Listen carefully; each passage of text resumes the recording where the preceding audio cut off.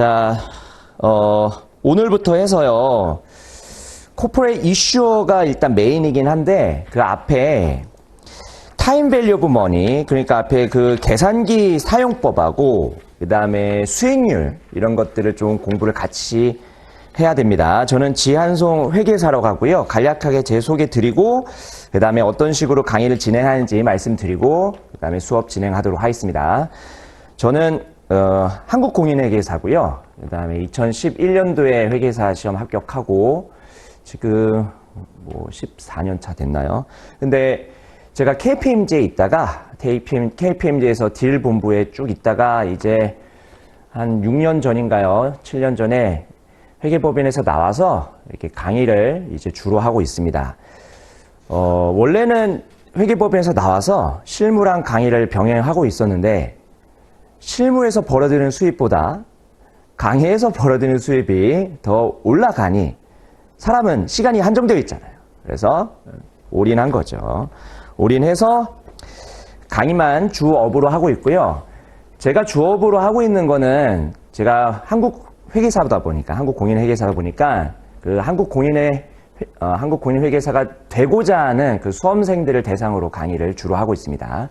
요거는 우리 그 이사님과의 연으로 인해서 요 강의는 그 5년 전인가요? 4년 전부터 쭉 하고 있고 원래는 제가 FSA도 했었어요. FSA도 했었는데 그건 제가 그 너무 이게 양이 많다 보니까 FSA 양 많잖아요. 양 많다 보니까 이제 주업에 그 주로 하는 그 수험생 강의에 조금 영향이 있어서 지금은 제가 회계사 수험생 대상으로도 재무관리, 파이낸셜 매니지먼트를 강의하거든요. 그리고 AICPA도 제가 파이낸셜 매니지먼트를 예전에 좀 했었고 그래서 제가 원래 가지고 있는 강의 주 종목이 요 코퍼레이트 이슈어, 그러니까 기업재무 쪽입니다. 기업재무 쪽이기 때문에 뭐 편하게 제가 강의할 수 있는 그런 부분이니까 제가 진행을 하고 있고요.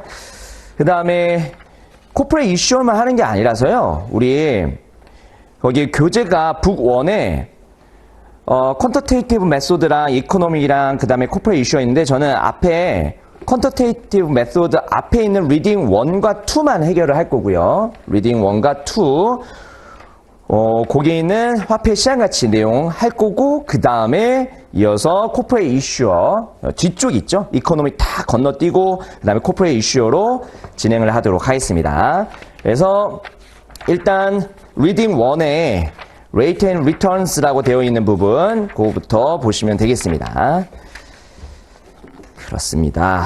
자, 거기에 1페이지 리딩 1에 Rate and Returns라고 되어 있는데 요거는 시험에 직접적으로 나오지는 않습니다. 시험에 직접적으로 나오지는 않는 부분인데 그래도 뒤에 있는 내용들을 공부하기 위해서 좀 어느 정도는 기본 지식으로 가지고 계셔야 되기 때문에 리딩 1을 공부하는 거고요. 리딩 2도 마찬가지예요. 시험에 직접적으로 나오지는 않아요.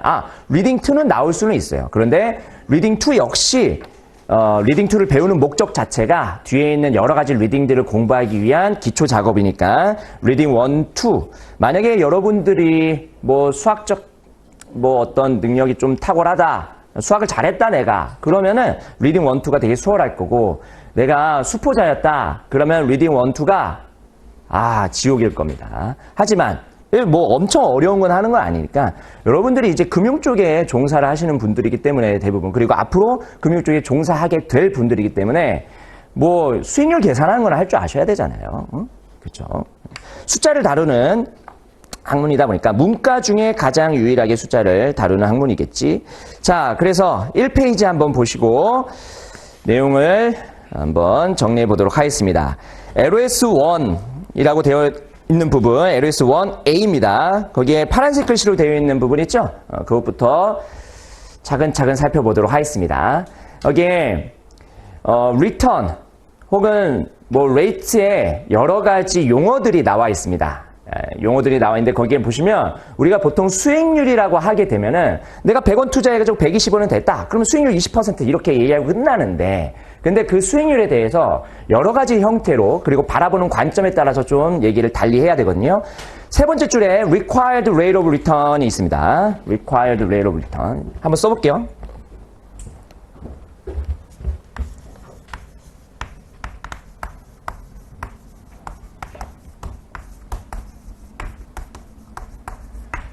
자, 리턴은 수익률인데, 레이트 오브 리턴이 수익률이에요. 근데 요구되는 수익률이라고 되어 있어요. 이 요구되는 수익률은 다른 말로 여기서는 없지만 컷오프 레이트라고도 불러요. 그러니까 이런 얘기죠. 내가 어떤 금융자산에 투자했는데 이 금융자산에 투자하게 되면 10%면 별만 주겠어. 10% 이상은 벌어야 돼. 그냥 15% 보면 잘한 거고 5% 보면 못한 거잖아요. 그때 기준이 되는 수익률이 Required Rate of Return입니다. 이 Required Rate of Return을 우리 Corporate Issuer에서 공부할 거예요. 왜냐하면 이게 기준이 되잖아요. 이 기준되는 수익률을 가지고 뭘 구하냐면 가격을 구할 거거든요. 주가, 채권의 가치 이런 것들을 구할 거거든요. 그 구한 가격이 내재 가격이 되고 그 내재 가격을 기준으로 해서 지금 시장 가격이 고평가되어 있는 저평가되어 있는지 판단을 해야 됩니다. 그런 목적으로 Required Rate of Return을 공부한다고 보시면 돼요. 그렇고 그 다음에 Discount Rate라고 있어요. 거기에 굵은 글씨만 볼게요.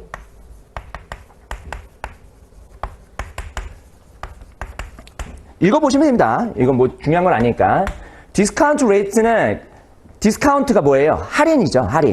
할인율의 개념인데 우리가 100원을 투자해서 120원이 됐다. 그러면 거기서 1 플러스 20% 곱해서 100을 120으로 만들 거거든요.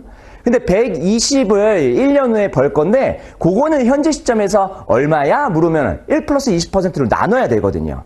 그럼 1.2로 나눌 때 그 20%는 120이 100만큼 할인됐다. 디스카운트 됐다. 그래서 디스카운트를 시키기 위한 할인율이라는 개념으로 디스카운트 레이트라고 쓰는 겁니다.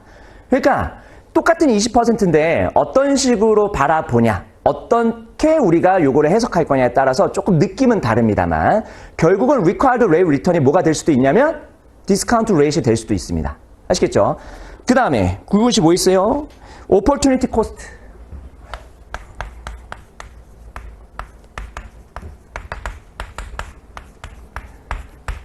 자, Opportunity Cost는 여기 보시면 기회비용인데 이 기회비용은 이런 거죠. 내가 A 자산에 투자할 때는 한 20% 벌 것 같아. B 자산에 투자할 때는 30% 벌 것 같아. 그러면 둘 중에 하나를 선택한다 하면은 그냥 B 자산 하면 되잖아요. 그렇죠? 근데 이렇게 볼게요. 좀 더 복잡하게. 사실 복잡하지도 않아. A 20%, B 30%, C 40%예요. 그럼 뭐 선택해요? C를 선택하죠. 자, 그러면 C를 선택할 때 포기해야 되는 수익률 두 가지가 있습니다. 20%랑 30%. 맞죠? 자, 그 20%, 30% 포기해야 되는 것 중에서 가장 좋은 건 뭐예요? 30%죠. 그게 기회 비용입니다. 경제학적으로.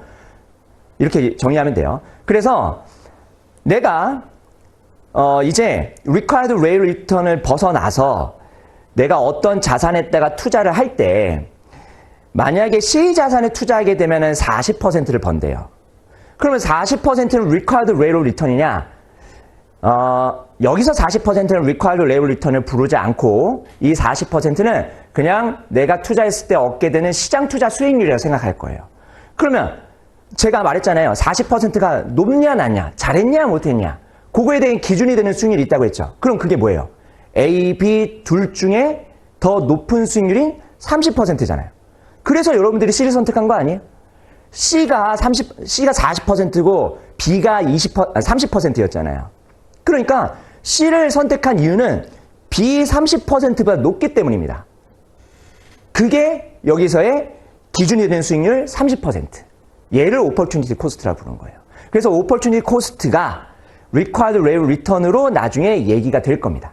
그러니까 구분을 하셔야 돼요. 여러분들이 Required Rate of Return과 실제로 얻게 되는 시장 수익률, 요거는 다른 문제거든요. Required Rate of Return은 이렇게 보시면 돼요. 사전적인 수익률.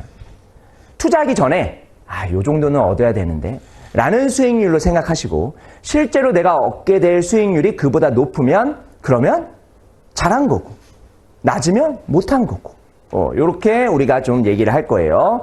그래서 나중에 수익률이라는 것이 깊게 들어가면 정말 복잡합니다. 지금 이렇게 3개 얘기했는데도 와 생각보다 생각해야 될 요소들이 좀 많거든요. 그러니까 수익률을 단순하게 이제 생각하지 마시고 좀 여러 각도로 좀 생각하는 게 필요합니다. 그 다음에 거기에 Real Risk Free Rate라고 있어요. Real Risk Free Rate.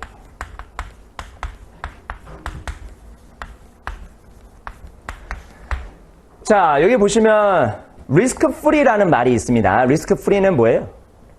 risk free. 위험이 없다.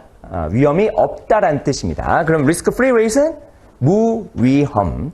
그래서 무위험 수익률이에요. 그러면은 우리가 무위험 수익률은 뭐가 있을까? 어떤 자산이 무위험 수익률이에요? 보통 국채?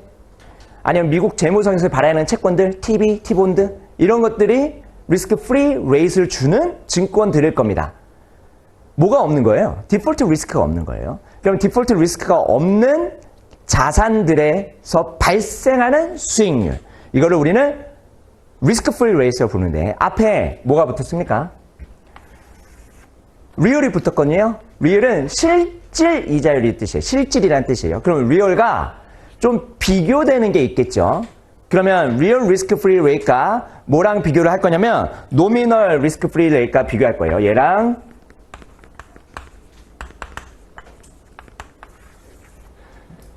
자, 그래서 노미널과 리얼을 일단 비교를 해야 되는데 뒤에서 나옵니다. 뒤에 나오니까 노미널 레이트 오브 인터레스트랑 그 다음에 리얼 리스크 프리 레이트가 비교하는 2페이지 내용이 있거든요. 그래서 그거를 뒤에서 살펴볼 건데